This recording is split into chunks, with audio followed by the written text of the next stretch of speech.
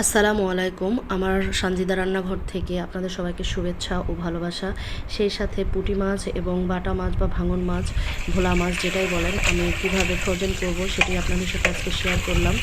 এখন প্রথমে পুঁটি মাছগুলো ধুয়ে ভালোভাবে খোসা বা আঁশ ছাড়িয়ে বা যেটাই বলেন আপনারা আঁশ ছাড়িয়ে ভালোভাবে ধুয়ে নিচ্ছি।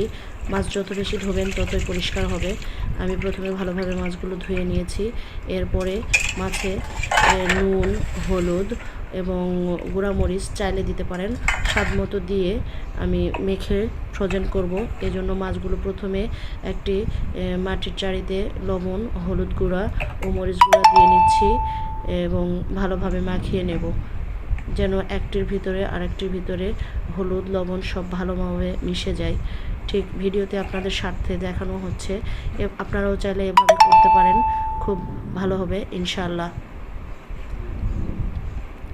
এরপরে মাছ মাখানো হয়ে গেছে হলুদ লবণ গুঁড়া দিয়ে। আমি প্রথমে এর জন্য যে বক্সে রাখবো সেই বক্সে, এয়ার ট্রাই বক্সে করে মাছগুলো গুছিয়ে ফ্রোজেন করব।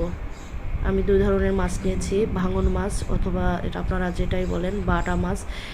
এভাবে আমি ফ্রোজেন করি, এতে অনেকটা সময় পরবর্তীতে অপচয় হয় না এবং খেতে চাইলে খুব সহজেই এভাবে ভেজে খাওয়া যায়। আমি ফ্রোজেন করছি।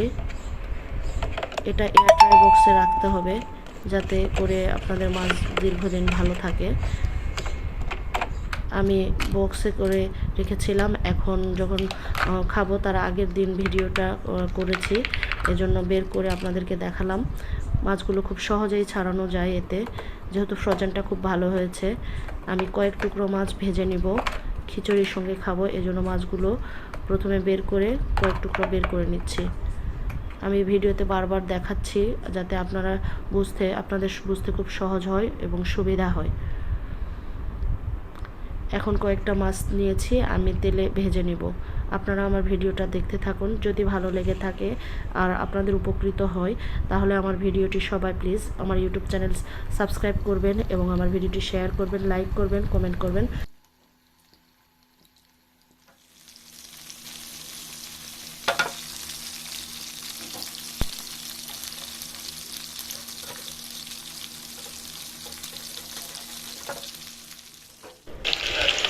আমার মাছ ভাজা হয়ে গেছে এবং কড়াই ঝাঁকিয়ে রান্না করলে বা ভাজলে খুব সহজেই ভাজা যায়। আলহামদুলিল্লাহ, মাছ ভাজাগুলো কত সুন্দর হয়েছে।